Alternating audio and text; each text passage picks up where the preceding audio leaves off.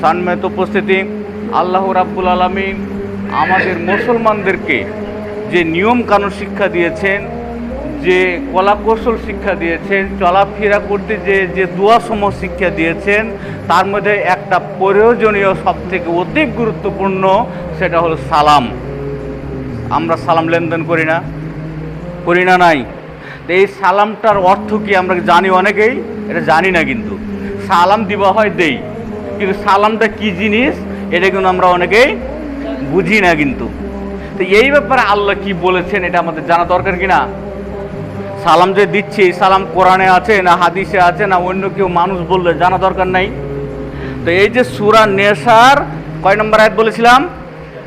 86 নম্বর আয়াত। এই 86 নম্বর আয়াতে আল্লাহ বলছেন, আর তোমাদেরকে কেউ যদি দোয়া করে, সালাম মানে তাহলে কি? দোয়া। কি সালাম মানে? দোয়া। আল্লাহ কি বলছেন? কেউ যদি তোমাদের জন্য দোয়া করে, সালাম মানে দোয়া। দোয়াটা কি? আসসালামু আলাইকুম ওয়া রাহমাতুল্লাহ। আল্লাহ আপনার ওপর শান্তি বর্ষণ করুন এবং রহমত বর্ষণ করুন। আরও আছে, আসসালামু আলাইকুম ওয়া রাহমাতুল্লাহি ওয়া বারাকাতুহু। আল্লাহ আপনার ওপর শান্তি বর্ষণ করুন, রহমত বর্ষণ করুন, আর অবারাকা মানে বরকত বর্ষণ করুন। আরও আছে কি? আসসালামু আলাইকুম ওয়া রাহমাতুল্লাহি ওয়া বারাকাতুহু ওয়া মাগফিরাতাহু। আল্লাহ আপনার উপর শান্তি বর্ষণ করুন, আল্লাহর আপনার উপর রহমত বর্ষণ করুন, আল্লাহ আপনার উপর বরকত বর্ষণ করুন, আল্লাহ আপনাকে ক্ষমা করে দিন। দোয়া না? দোয়া না? সালামের অর্থ আমরা বুঝতে পেরেছি। সালাম মানে হলো দোয়া। আর সালামের অর্থ কি দোয়া এটা বুঝতে পারছি এখন তো, নাকি? ইনশাআল্লাহ আল্লাহ আমাদেরকে আরো বোঝার তৌফিক দান করুন। তাহলে কেউ যদি আপনাদের জন্য আমাদের জন্য দোয়া করে, আল্লাহ বলছে, তাহলে তোমরা তার জন্য দোয়া করো। এর মানে কি? আমার জন্য কেউ যদি দোয়া করে, আমি তার জন্য দোয়া করব। কি কেউ যদি আমাকে সালাম দেয়, আমি সালাম জবাব দেবো না? দেবো না? নাই, জবাবটা তো দোয়া। জবাবটা দোয়া না? ওয়া আলাইকুম সালাম, আল্লাহ আপনার ওপরও শান্তি বর্ষণ করুন, ওয়া রাহমাতুল্লাহ রহমত বর্ষণ করুন, ওয়া বারাকাতুহু বরকত বর্ষণ করুন, ও মাগফিরাত আল্লাহ আপনাকে ক্ষমা করে দিন। কি উনিও দোয়া করলেন, আমিও দোয়া করলাম না? তা আল্লাহ সূরা নেসা 86 নম্বর আয়াতে এই কথাটা বলছে, তোমাদের জন্য যদি কেউ দোয়া করে, তোমাদেরকে কেউ যদি দোয়া করে, তাহলে তোমরাও তার জন্য দোয়া করো। এর মানে উত্তর দাও, এর মানে সালামের জবাব দাও, উত্তর দাও। কিন্তু দুঃখজনক হলো সত্য, আমাদের সমাজে সালাম আছে বিভিন্ন ধরনের। কেউ বলছে আসসালামু আলাইকুম, আরেকজন ও বলছে মাথাটা হেড করছে। করে না? করে না? আপনাদের এখানে করে না, আমাদের ওদিকে করে, ভর্ণি আসলে দিকে। হ্যাঁ করে না? যে ওকে বলছে আসসালামু আলাইকুম, বলছে হ্যাঁ, বুঝেন নাই? তো এটা কি হলো নাকি? এটা হলো? আল্লাহ বলছে তোমার জন্য কেউ দোয়া করে, তুমিও তার জন্য দোয়া করো। মানে তুমিও সালামের জবাবটা, ও যেমন তোমাকে সালাম দিয়েছে শুনিয়ে, তুমি তাকে শুনিয়ে সালাম জবাব দাও, তাই না? তাহলে আজ থেকে আমরা এটা হাদিসটা কমপক্ষে কোরআনটা পালন করার চেষ্টা করব। কেউ যদি আমাদেরকে জোরে সালাম দেয়, আমি যদি তার সালাম শুনতে পাই, আমার জবাবটার জন্য সে শুনতে পাই, তাই না? কি এভাবে করা যাবে না? আল্লাহ তো বলছে এটা। এবং নিশ্চয় আল্লাহ সব বিষয় হিসাব গ্রহণকারী। আল্লাহ কিন্তু সব বিষয় গ্রহণ করবেন হিসাব। আমরা যাই করি প্রত্যেকটা বিষয়ে হিসাব দিতে হবে, কোনোটাই বাদ যাবে না। কিন্তু এখন এখানে সালাম ছোট করে দেওয়া যায়, সালাম বড় করেও দেওয়া যায়। এখন কেউ দোয়া ছোট করে করতে পারে, কেউ আবার বড় করেও করতে পারে। এখন আপনাকে একজন বললো আসসালামু আলাইকুম, আপনি এখন ওয়া আলাইকুম সালাম বললো হয়ে যাবে। কিন্তু আল্লাহ বলছে অন্য এক জায়গায় যে তার থেকেও মানে বেশি বাড়িয়ে বলো তুমি, একটু তার জন্য আরো বেশি একটু দোয়া করে দাও তুমি, বুঝছেন?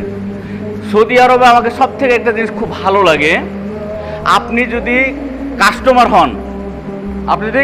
হন বা গাড়ির কোন যাত্রী হন, তো ওখানকার যাত্রীরা বা কাস্টমারকে আমি দেখেছি, তারা দোকানের যে টাকা, পাওনা টাকা, যে মালের দাম, সেটা তো দেয়, কম দেয় না। কিন্তু যে যাত্রী ভাড়া, এটা তো দেয়, কম দেয় না।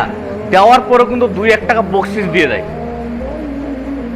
সৌদি আরবে লোক কি করে 2-1 টাকা থেকে বকশিস দেয়। বকশিস দেওয়ার পরে কিন্তু সে ছেড়ে দেয় না, লোকটা শরীরে হাত দিয়ে একটু দোয়া করে দেয় যে আল্লাহ যেন তোমার রিজিকে বরকত দিয়ে দেয়, তোমার আল্লাহ যেন পরিবারকে ভালো রাখে। আচ্ছা ভাই বলেন তো কাজটা খারাপ না ভালো? এই কাজটা আমাদের বাংলাদেশে হয়তো ভালো লাগতো না, কি ভালো লাগতো না? কিন্তু আমাদের দেশে এগুলোর কোনো বালা নেই, ভাড়াটা দিতেই মুশকিল, ওর দোকানের যে জিনিসটার দাম সেটা দিতেই তো ভেজাল, ওইটা আরো কম কিভাবে দেওয়া যায় এই জন্য যত কলা কৌশল আছে আমরা ব্যবহার করি। চার দোকানদারকে ঠকাবার চেষ্টা করি, চিনি কম হয়ে গেছে বা পেঁয়াজতে ঝাল কম হয়েছে, অমুক দোকানদার এটা এরকম কেন হলো, বুঝছে না নাই? কিন্তু ওরা কি করে, ওরা তো জিনিসটার দাম দেয় 2-1 টাকা বকশিসও দেয়, তার জন্য একটু দোয়া করেও দেয়।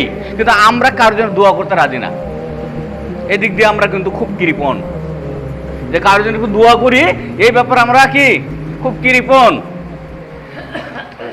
তো যাই হোক, আমরা আজ থেকে কমপক্ষে আল্লাহ যেহেতু বলেছে সালাম দেওয়ার কথা এবং সালামের জবাব দেওয়ার কথা, এটা যেহেতু আমরা কোরআন থেকে পেলাম, সূরা নেসার কত নম্বর আয়াত?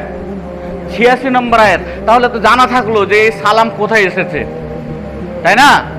এটা যে আল্লাহ প্রদত্ত, এটা ব্যাপারে সন্দেহ থাকলো আর? তাহলে আমরা এটা জেনে গেলাম। এখন আল্লাহ রাসূল এই ব্যাপারে কিছু বলেছেন কিনা দেখা দরকার। আল্লাহ তো বললেন, আল্লাহ রাসূল কি বলেছেন জানা দরকার না?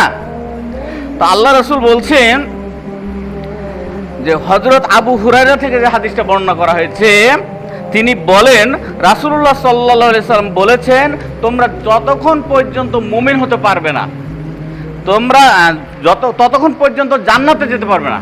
আল্লাহ রাসূল সাল্লাল্লাহু আলাইহি সাল্লাম বলছেন যে তোমরা অতক্ষণ পর্যন্ত জান্নাতে যেতে পারবে না। কতক্ষণ পর্যন্ত জানা দরকার না? আল্লাহ রাসূল কি বলছে, তোমরা অতক্ষণ পর্যন্ত জান্নাতে যেতে পারবে না। কতক্ষণ পর্যন্ত এটা জানা দরকার আছে না নাই? আল্লাহ রাসূল বলছে তোমরা যতক্ষণ পর্যন্ত ঈমান গ্রহণ না করবে, যতক্ষণ পর্যন্ত কি না করবে, ঈমান গ্রহণ না করবে। আল্লাহকে না দেখে বিশ্বাস করা, রাসূলকে না দেখে বিশ্বাস করা, পরকালকে না দেখে বিশ্বাস করা, জাহান্নাম জান্নাতকে বিশ্বাস করা, ফেরেশতাকে বিশ্বাস করে। আমরা দেখছি গেলে, আমরা তো দেখি নাই, কিন্তু আমরা না দেখে বিশ্বাস করছি এগুলো আছে হবে, এগুলো বিশ্বাস করি না। তো এই ঈমান গ্রহণ যতক্ষণ না করবে তোমরা ততক্ষণ জান্নাতে যেতে পারবে না। রাসূল সাল্লাল্লাহু আলাইহি ওয়াসাল্লাম এখন বলছে যে ততক্ষণ পর্যন্ত তোমরা ঈমান আনতে পারবে না, ততক্ষণ পর্যন্ত তোমরা ঈমানদার হতে পারবে না যতক্ষণ পর্যন্ত একে অপরকে ভালো না বাসবে। কথা বোঝা যায়? কি বলছে? ততক্ষণ পর্যন্ত তোমরা ঈমানদার হতে পারবে না যতক্ষণ পর্যন্ত একজন আরেকজনকে ভালো না বাসবে। আচ্ছা, আমাদের মধ্যে ভালোবাসা কেমন আছে বলেন তো? দাও কুমড়া সম্পর্ক, মুখ দিয়ে যদিও বাসি, অন্তরে কিন্তু সম্পর্ক খারাপ আছে, নাই?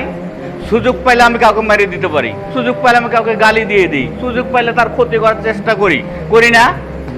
কিন্তু এই সালাম যাকে আমরা দিব ওখানে তার জন্য দোয়া করেছি না যে আল্লাহ তোমার উপর শান্তি বর্ষণ করুন, আল্লাহ তোমার উপর রহমত বর্ষণ করুন, আল্লাহ তোমার উপর বরকত বর্ষণ করুন, আল্লাহ তোমাকে ক্ষমা করে দিন।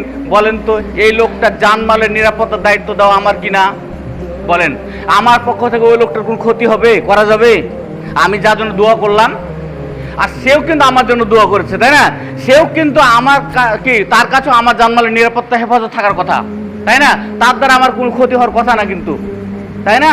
কিন্তু আমাদের কি এই পরস্পর ভালোবাসা সৃষ্টি হয়েছে? এটা হয়নি।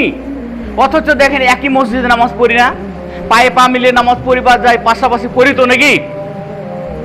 পড়ি তো, কিন্তু দেখেন মসজিদ থেকে বের হয়ে আবার শত্রুতাও আছে। এটা থাকার কথা ছিল না। এই জন্য কি বললেন, তোমরা অতক্ষণ পর্যন্ত জান্নাতে যেতে পারবে না যতক্ষণ পর্যন্ত তোমরা ঈমান গ্রহণ করতে না পারবে, অতক্ষণ পর্যন্ত তোমরা ঈমান গ্রহণ করতে পারবে না যতক্ষণ পর্যন্ত একজন আরেকজনকে ভালোবাসতে না পারবে। কি কথা গুরুত্ব আছে না? তারপরে আল্লাহ রাসূল বলছে তোমরা অতক্ষণ পর্যন্ত একে অপরকে ভালোবাসতে পারবে না যতক্ষণ পর্যন্ত তোমরা বেশি বেশি সালামের প্রচলন না করবে। কি করতে হবে? বেশি বেশি সালাম দিতে হবে। বেশি বেশি কি করতে হবে?